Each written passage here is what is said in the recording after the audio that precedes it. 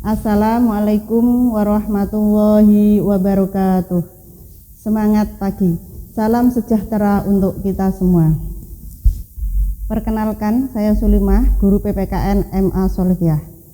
Pada hari ini kita akan mengenai materi pembelajaran tentang Undang-Undang Dasar Negara Republik Indonesia.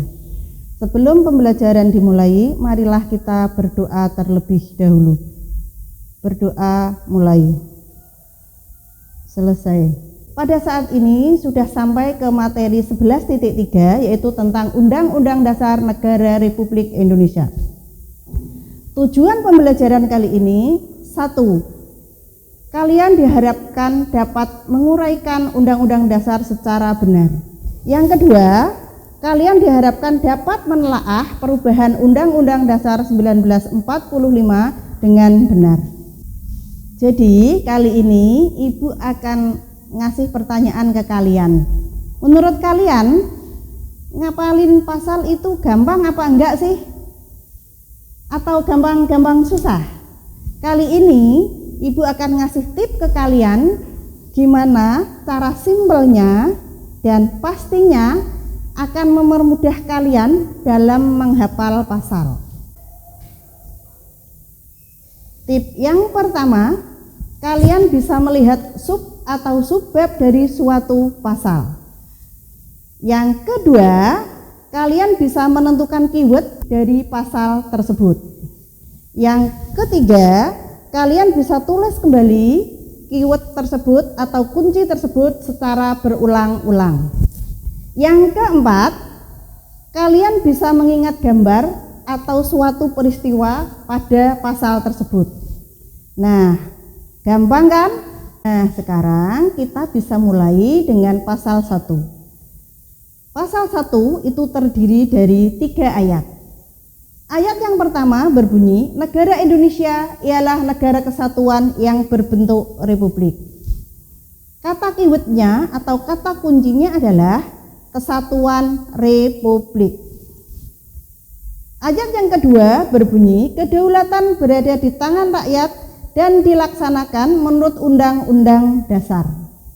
Kata kuncinya adalah kedaulatan rakyat. Ayat ketiga berbunyi, negara Indonesia adalah negara hukum. Kata kuncinya yaitu negara hukum.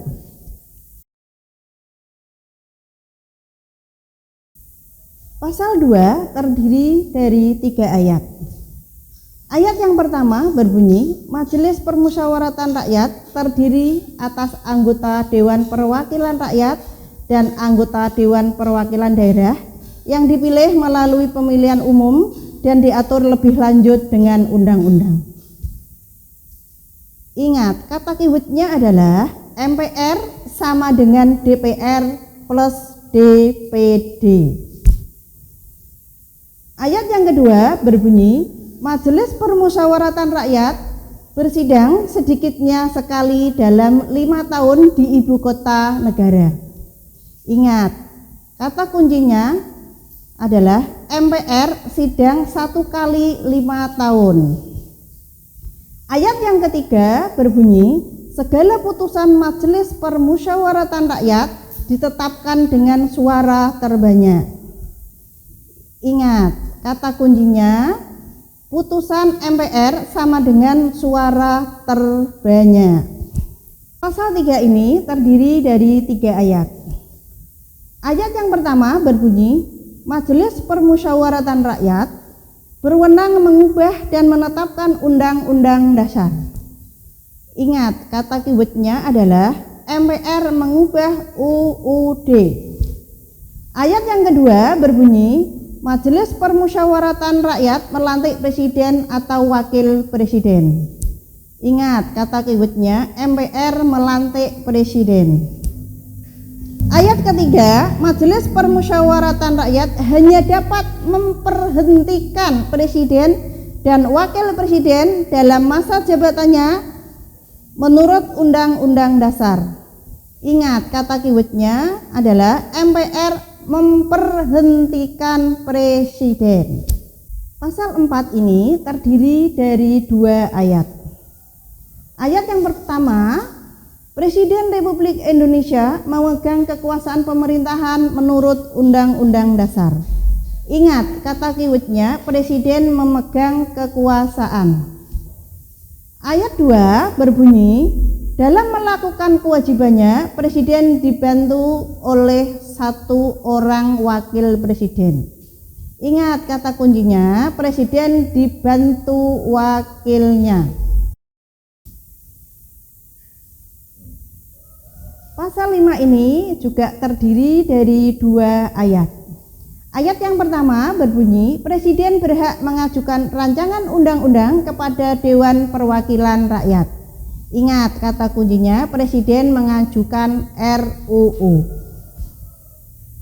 Ayat yang kedua berbunyi, Presiden menetapkan peraturan pemerintah untuk menjalankan undang-undang sebagaimana mestinya.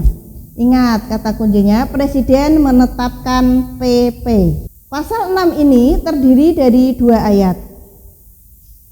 Ayat yang pertama berbunyi, calon presiden dan wakil presiden harus warga negara Indonesia sejak kelahirannya dan tidak pernah menerima kewarganegaraan lain karena kehendaknya sendiri, tidak pernah mengkhianati negara, serta mampu secara rohani dan jasmani untuk melaksanakan tugas dan kewajibannya sebagai presiden dan wakil presiden.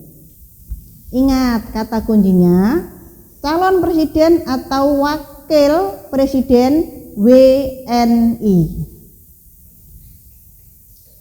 Ayat yang kedua berbunyi, syarat-syarat untuk menjadi presiden dan wakil presiden diatur lebih lanjut dengan undang-undang. Ingat, kata keywordnya yaitu syarat jadi presiden atau wakil. Pasal 6A ini terdiri dari 5 ayat. Ayat yang pertama berbunyi, Presiden dan Wakil Presiden dipilih dalam satu pasangan secara langsung oleh rakyat.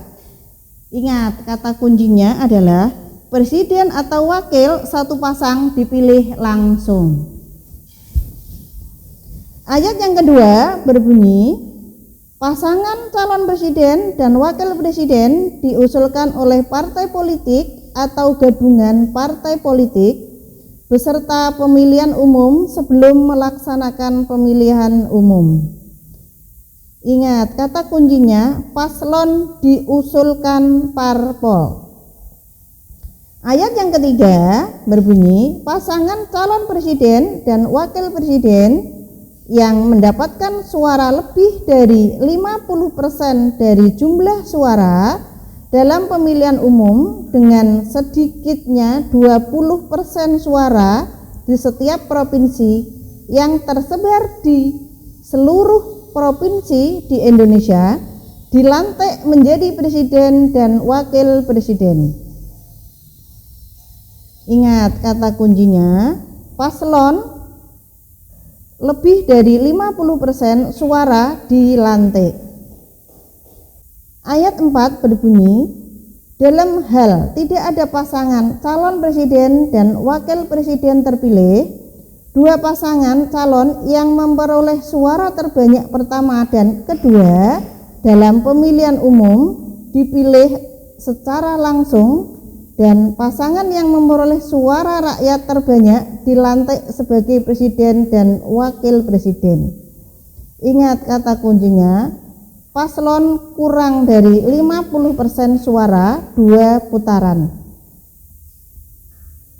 Ayat yang kelima berbunyi, tata cara pelaksanaan pemilihan presiden dan wakil presiden lebih lanjut diatur dalam undang-undang. Ingat, kata kuncinya cara pemilihan presiden atau wakil. Pasal 7 ini terdiri dari 1 ayat.